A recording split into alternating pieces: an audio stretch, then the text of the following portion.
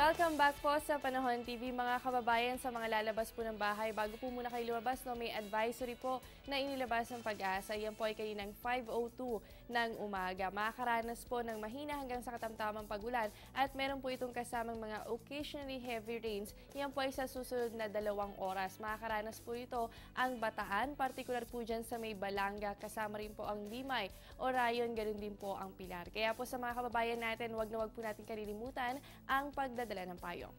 At syempre po ngayong umaga ay makakasama natin si Pag-asa weather forecaster June Galang para sagutin ang ilang katanungan natin kaugnay sa magiging lagay ng panahon. Good morning, Mr. Galang. Maraming salamat, Jessie, at magandang umaga din sa'yo.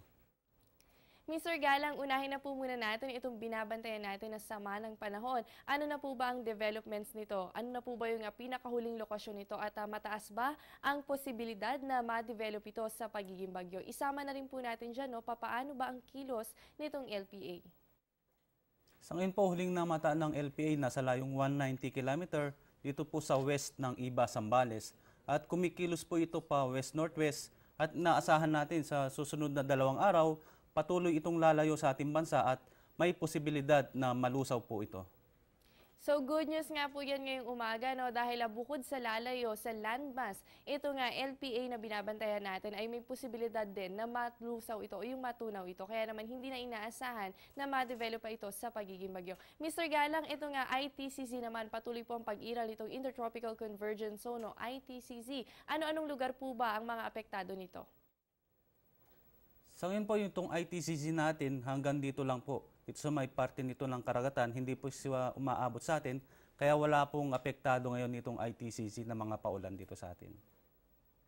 Kaya naman sa mga kababayan natin dyan sa Mindanao, wala naman po tayong dapat ipag-alala dahil bagamat merong ITCZ na present dito sa ating area of responsibility ay hindi naman ito nagdadala ng direktang epekto sa bansa natin. Mr. Galang, itong mga nakaraang araw ay naging laman po ng balita yung malawakang pagbaha na naganap dyan sa may Mindanao at dulot nga nito yung ITCZ. Para po sa mas malawak na kaalaman, ano po ba ang ITCZ?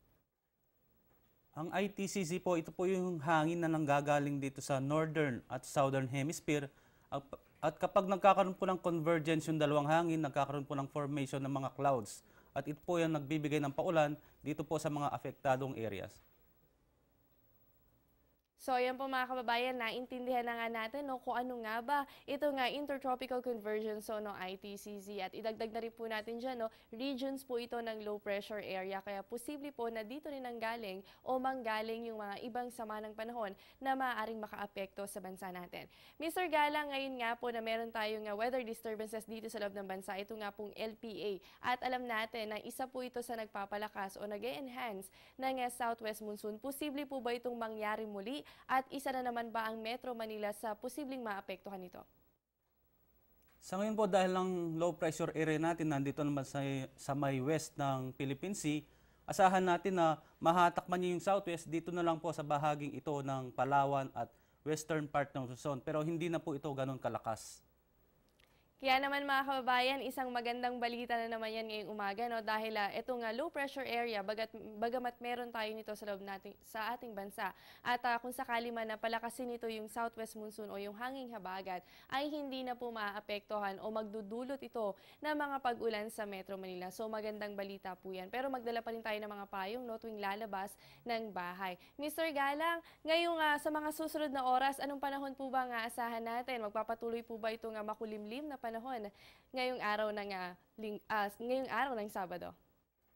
Tama po yun po mga probinsya ng Cagayan, Palawan at itong Ilocos makakaranas po ng maulap na kalangitan na may mahina hanggang sa katamtamang pag-ulan at pagkulog-pakidlat. Samantalang asahan na rin po natin yung mga isolated rain shower at thunderstorm dito po sa Metro Manila at iba pong bahagi ng ating bansa. So sa ilang bahagi po ng Luzon, tayo po yung makakaranas ng mga pag-ulan, dulot nga yan nitong LPA. At sa Metro Manila naman po asahan natin yung isolated cases of rain showers and thunderstorms lamang sa mga susunod na oras. Mr. Galang, anong panahon naman po ba nga asahan natin sa mga susunod na araw base po sa inyong weekly weather outlook? Bukas po makakaranas itong Ilocos region ng mga maulap na kalangitan na may mahina hanggang sa katamtamang pag-ulan. Samantalang ang Metro Manila at natitirang bahagi ng bansa, patuloy na po tayo makakaranas ng gradually improving na panahon. At sa araw po ng 25 hanggang 29, yung buong bansa po, nagiging maaliwalas na po ang panahon, pero asahan pa rin po natin yung mga pulupulong pag-ulan at pagkulog-pagkidlat sa bandang hapon o sa gabi.